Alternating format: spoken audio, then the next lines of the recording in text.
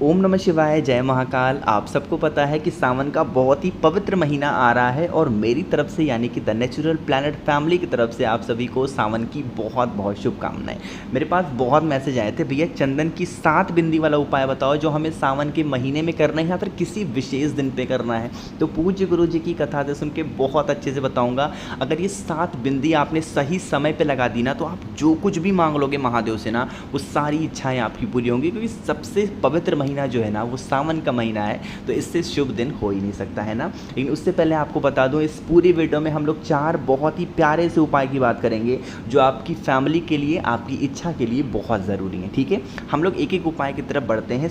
हम लोग सबसे पहले उपाय की तरफ बढ़ते हैं जो कि आपको कल के दिन ज़रूर करने चाहिए। अब पहला उपाय करने का फ़ायदा क्या है, बेनिफिट क्या है, मैंने अभी आपको बताया कि अगर आपकी लाइफ में कैसा भी कष्ट हो, चाहे पैसों को लेके हो, चाहे बीमारी को लेके हो, धन संपदा, व्यापार, नौकरी, कुछ भी हो सकता है ना, इस काम को करिएगा। स्क्रीन पर आपको दिख रहा होगा एक चंदन। ये कौन सा चंदन है? ये है पीला चंदन। तो ये फोटो मैंने बहुत जानबूझ के लगाई है ताकि मेरी बहुत सारी बहनें जो परेशान रहती है ना, वो परेशान ना हो। कैसे परेशान रहती हैं? कहते हैं भैया हमारे पास पीला चंदन नहीं है, हमारे पास तो अष्टगंध होता है, हम लोग क्या करें, बहुत परेशान है। तो जो भी मेरी बहनों के पास अष्टगंध है ना, तो आप अष्टगंध का भी इस्तेमाल कर सकती हैं, कोई दिक्कत नहीं है, कोई इशू नहीं है। ये भी एक पीले चंदन का ही रूप माना जाता है। ठीक है, समझ में आई बात? चलो, पीला चंदन लेना, एक छोटी सी कटोरी में लेना और इसमें पीला चंदन डाल के थोड़ा सा पानी डाल के अच्छे तरीके से घिस करके इसका पेस्ट बना लेना। ठीक है, बना लिया पेस्ट, उसको लेके पहुंच जाओगे महादेव के शिवलिंग के पास। फेस रखना उत्तर दिशा यानी कि नॉर्थ डायरेक्शन। आप सबको एक चीज़ पता होगी कि महादेव का पूरा परिवार शिवलिंग पे ही विराजमान है। ठीक है, बताने की ज़रूरत नहीं है। तो जहाँ मैं 7 जगह बता रहा हूँ आपको ना, वो 7 जगह पे आप 7 बिंदी लगाओ। ठीक है, नियम समझेंगे। सबसे पहले हम सबको पता है जो सबसे पहले पूजनीय देवता माने जाते हैं भगवान गणेश। तो शिवलिंग पे जो भगवान गणेश का स्थान है वो है राइट साइड। तो एक बिंदी श्री शिवाय नमस्तुभ्यम का स्मरण करते हुए भगवान गणेश के स्थान पे लगाओगे। ठीक है, जो दूसरी बिंदी लगानी होगी भगवान कार्तिकी के स्थान पे। ठीक है, लगा दिया, 2 बिंदी हो गई। तीसरी बिंदी आपको लगानी होगी, ये जो स्पेस आपको दिख रहा है ये है माता का हस्तकमल। ये जो जगह है ना, ये होती है माता का हस्तकमल। तो इसी जगह पे आपको एक बिंदी लगानी होगी, श्री शिवाय नमस्तुभ्यम का स्मरण करते। ठीक है, लगा दिया 3 बिंदी। जो चौथी बिंदी आपको लगाओगे, जो महादेव की सबसे प्रिय पुत्री हैं और साथ ही साथ छोटी पुत्री हैं, उनका नाम है माता अशोक सुंदरी। तो जो चौथी बिंदी लगाओगे माता अशोक सुंदरी के स्थान पे लगाओगे, श्री शिवाय नमस्तुभ्यम का स्मरण करते हुए। ठीक है, लगा दिया। जो 5वीं बिंदी लगाओगे ना, जब हम जल, 1 मिनट अभी आपको समझ में आएगा, वेट। जब हम जल चढ़ाते हैं महादेव के शिवलिंग के ऊपर, जल बहता हुआ ऐसे जलाधारी से होता हुआ नीचे गिरने लगता है, होता है ना, मानते हो? तो जिस जगह से जल नीचे गिरता है, ये जो बिल्कुल आपको पॉइंट ये वाला दिख रहा है ना, इसी पॉइंट पर आपको लगानी होगी जो 5वीं, जो वेट 1 मिनट, आप लोगों को समझ में आएगा। ठीक है, 4 हो गया। तो 5वीं बिंदी आपको बिल्कुल यहाँ पर एंड पॉइंट पे लगानी होगी। ठीक है, 5 बिंदी समझ में आई।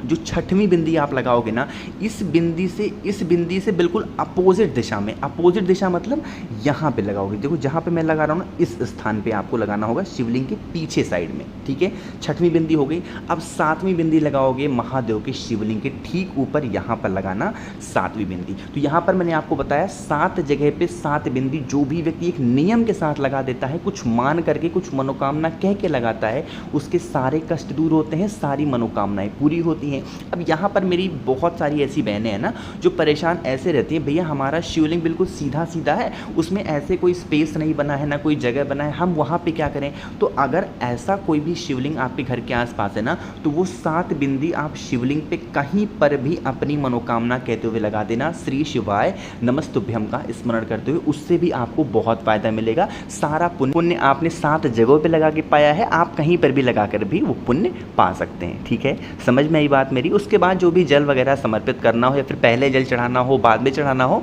यह आपकी इच्छा के ऊपर डिपेंड करता है। ठीक है, समझ में आई क्या बात? चलो, पहले उपाय की तो बात हमने यहाँ पर कर ली है। आगे बढ़ते हैं इस वीडियो में। अब हम लोग अपने दूसरे उपाय की तरफ। ये दूसरा उपाय किन के लिए है समझेंगे। जैसे आप किसी भी काम के लिए घर के बाहर अपने जाते हैं, चाहे तो आप किसी, ज़्यादातर लोग क्या करते हैं, नौकरी के लिए तो जाते हैं, आप बिजनेस के लिए जा रहे हो, नौकरी के लिए जा रहे हो, एग्जाम देने जा रहे हो, इंटरव्यू देने जा रहे हो, बट आपका वो काम हो नहीं रहा है। ठीक है, बहुत परेशान हो गए। क्या करेंगे आप? उस काम के लिए लेना होगा आपको काला तिल। ठीक है, थोड़ा, बहुत ज़्यादा नहीं, 1 से 2 चम्मच काला तिल लेना और इस काले तिल को एक छोटी सी कटोरी में गला लेना। ठीक है, गलाने के बाद आप उसको अच्छे तरीके से पीस लेना। जब गला दोगे ना तो ये काला तिल क्या होगा, बहुत मुलायम सा हो जाएगा, एकदम नॉर्मल हो जाएगा। हल्का सा दबा दोगे तो एकदम पिसा जाएगा, तो इसको पीस लेना। ठीक है, और इसको लेकर के एक तांबे का लोटा लेना और इस तांबे के लोटे में भरोगे जल अपने घर से, है ना। जो मैंने आपको काला तिल पीसा हुआ बताया है ना, उस पिसे हुए काले तिल को इस कलश के अंदर नहीं डालना। ठीक है, उसको एक अलग कटोरी में लेना और इस कलश को अलग हाथ में लेना। दोनों चीज़ों को लेके पहुंच जाओगे महादेव के शिवलिंग के पास। ठीक है, जो बताऊंगा, जो महादेव का नाम बोलूँगा उसको बहुत ध्यान से सुनना। फेस रखना उत्तर दिशा यानी कि नॉर्थ डायरेक्शन, है ना। ये जो स्पेस आपको महादेव के शिवलिंग के ऊपर दिख रहा है ना, बिल्कुल शिवलिंग के ठीक ऊपर जो काले तिल आप पीस करके अपने घर से लाए हैं उसका लेपन करेंगे। महादेव का बहुत ही प्यारा सा नाम किसी भी कष्ट को दूर करने के लिए, वो है अवधूतेश्वर महादेव। फिर से बोल रहा हूँ, नाम नोट करना चाहो तो नोट कर सकते हैं। अवधूतेश्वर महादेव के नाम से उस काले तिल का लेपन करेंगे। ठीक है, लेपन कर दिया। लेपन करने के बाद 1 लोटा शुद्ध जल तांबे के लोटे से महादेव के शिवलिंग के ऊपर जिस जगह पे काले तिल का लेपन किया है उसी जगह पे समर्पित करेंगे।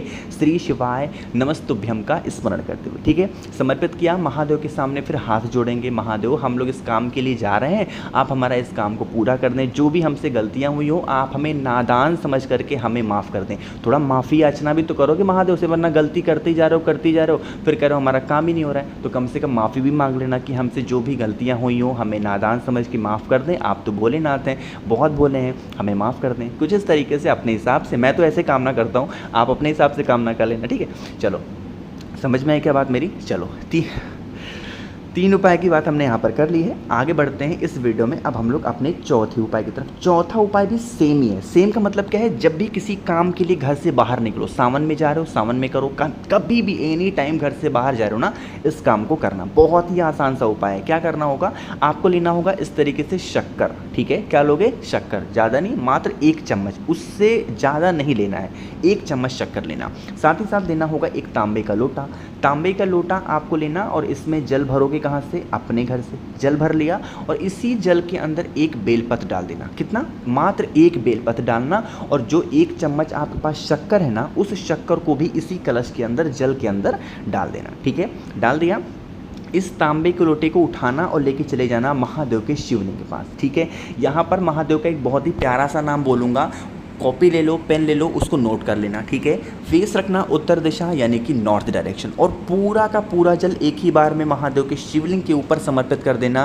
रामेश्वर महादेव का नाम लेके। कौन से महादेव, रामेश्वर महादेव। फिर से बोल रहा हूँ, रामेश्वर महादेव के नाम से पूरा का पूरा जल महादेव के शिवलिंग के ऊपर समर्पित कर देना। और यह जल बहता हुआ जलाधारी से नीचे गिरेगा। दाहिने हाथ में, राइट हैंड में इस जल को लेना, दोनों आंखों पे लगा करके किसी भी काम के लिए घर के बाहर चले जाना, चाहे किसी भी महीने में, किसी भी वक्त, किसी भी समय चले जाना, सारा काम आपका पूरा ज़रूर होगा। ठीक है, समझ में आई बात।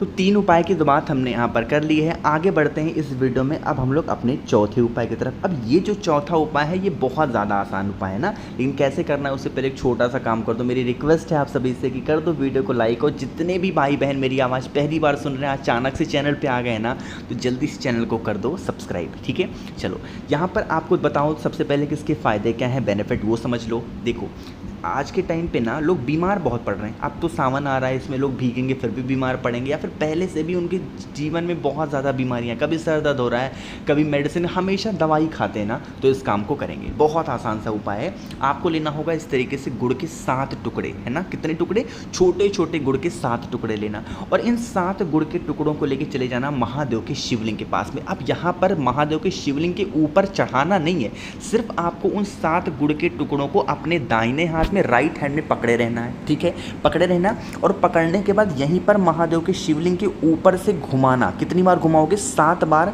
ओम नमः शिवाय का स्मरण करते हुए। एक बार घुमाओगे ओम नमः शिवाय, दूसरी बार ओम नमः शिवाय। इसी तरीके से क्लॉकवाइज डायरेक्शन में महादेव के शिवलिंग के ऊपर से आपको घुमाना होगा। ठीक है, अपने हाथों को घुमा लेना। ठीक, क्लॉकवाइज डायरेक्शन में घुमाना, जिस दिशा में घड़ी घूमती है, ओम नमः शिवाय का स्मरण करते हुए। उसके बाद उन 7 गुड़ की डलियों को लेकर आप अपने घर चले जाना। ठीक है, जो भी व्यक्ति यहाँ पे घर में बहुत ज़्यादा बीमार रहता है, हमेशा मेडिसिन खाता है, हमेशा दवा खाता है, उसके हाथ में आप इन 7 गुड़ की डलियों को दे देना, ठीक है। और पूरे दिन भर में उसको कह देना कि आप इसको जो गुड़ के टुकड़े हैं इनको आप उस व्यक्ति को कह देना खाने के लिए, ठीक है। कोई से भी नियम से कि हफ्ते में 1 दिन करेंगे, हर 3 दिन पे करेंगे, हर 4 दिन पे करेंगे, किसी भी एक नियम से ये 7 गुड़ के टुकड़े भगवान शंकर के शिवलिंग से घुमा करके जो भी व्यक्ति खा लेता है, दवा खाने से पहले उसके सारे के सारे बीमारियां धीरे धीरे करके ख़त्म होती हैं और उसका सारा जो दवा होती है ना वो काम करना स्टार्ट होती है, उसकी बीमारियां भी ख़त्म होती है ना। यहाँ पर एक एक्सेप्शन केस है, आप में से जिन भी लोगों को डायबिटीज़ है, कहने का मतलब है जिनको शुगर है, वो इस काम को नहीं करेंगे, ठीक है। वो क्या करेंगे, महादेव के शिवलिंग के पास जाएंगे, 1 लोटा जल चढ़ाएंगे कुंदकेश्वर महादेव के नाम से, और उस जल को रोक करके लेके आएंगे और उसको अपने घर पे रखेंगे, और जब मेडिसिन खाएं तो उस जल का आचमन करेंगे 7 बार कुंदकेश्वर महादेव के नाम से। बस सिर्फ डायबिटीज़ लोग इस गुड़ वाला उपाय नहीं करेंगे, बाकी सारे लोगों को कैसी भी बीमारियां हैं वो सारे लोग गुड़ वाला ये उपाय कर सकते हैं, ठीक है। समझ में आई बात। यहाँ पर इस पूरी वीडियो में हम लोगों ने 4 बहुत ही सुंदर से उपाय की बात की, जो कि आपको सावन के महीने में या फिर कल तो पूर्णिमा का बहुत ही प्यारा सा दिन है, गुरु पूर्णिमा है, तो कल भी इस उपाय को कर सकते हैं ना। कोशिश तो की मैंने बहुत अच्छा समझाने की। वीडियो पसंद आई हो तो लाइक कर दें, कुछ पूछना हो, नहीं समझ में आया, नीचे कॉमेंट में पूछें। और आप लोगों में से जितने भी भाई बहन ने ना अभी तक चैनल को सब्सक्राइब नहीं किया तो जल्दी से चैनल को कर दो सब्सक्राइब। और हाँ, कुछ पूछना हो ना तो आप मुझसे फ़ोन में बातें कर सकते हैं द नेचुरल प्लैनेट 108 इंस्टाग्राम पे। ओम नमः शिवाय, जय महाकाल।